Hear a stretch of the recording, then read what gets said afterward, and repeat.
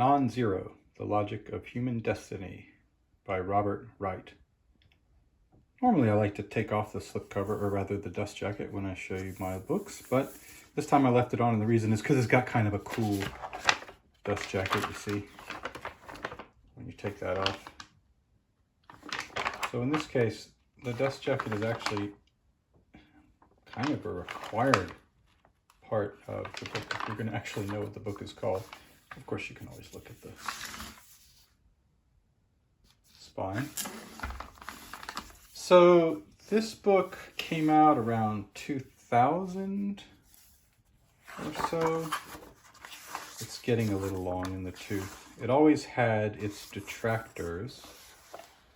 The general gist, well, I don't want to say what the general gist is because I read it a long time ago, but I know that one of the gist, when we talk about non-zero, what he means is that human culture and just generally evolution is a non-zero sum game. That is to say that it's not the case that when some people win that others have to lose. So a zero sum game means that there has to be, for every gain that you make, someone else has to make a loss, and vice versa. So that let's say there are 10 points in all. If you've got 5, the other person has 5. If you have 6, the other person can only have 4. If you've got 7, the other person must have 3. That kind of thing. The total sum, which is 10 points, never changes. Well, you can talk about that in more theoretical terms or in terms outside of numbers and just say, just generally, if I do well, does that mean that you don't do well? All right. His point is that in human culture, in human society, and in evolution, that it is not a zero-sum game. It is a non-zero-sum game in that we can all do better. Everyone throughout evolution, throughout culture, can end up doing better and better and better.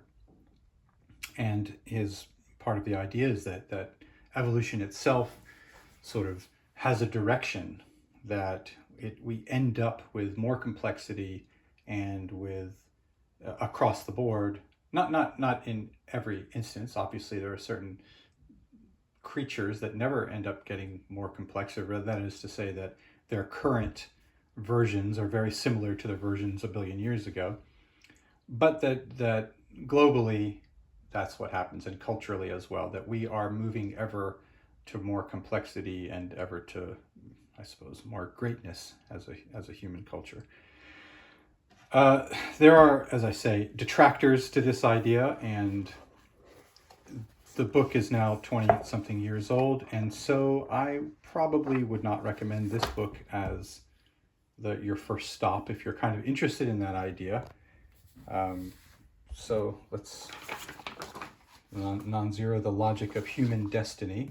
I think if we were going to try to plot our course for human destiny, I might start off with other books, although I don't have any recommendations for you, but I think this one might be a bit old. But it's still on my desk, or rather it's still in my on my bookshelf, and probably worth dipping into every now and then, if only to see what he thought at the time compared to what other people think going ahead. Let's have a look at the table of contents, and then so we can sort of get a gist of what we're talking about.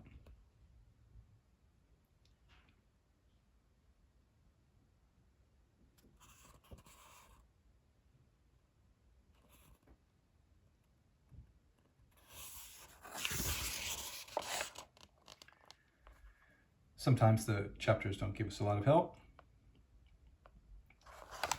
But okay, that's the general idea.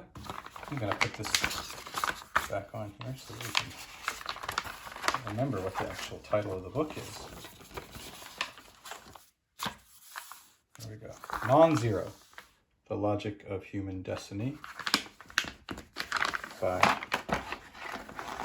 Wright. I wonder if I should talk about who Wright is. That's okay. We'll leave it at that.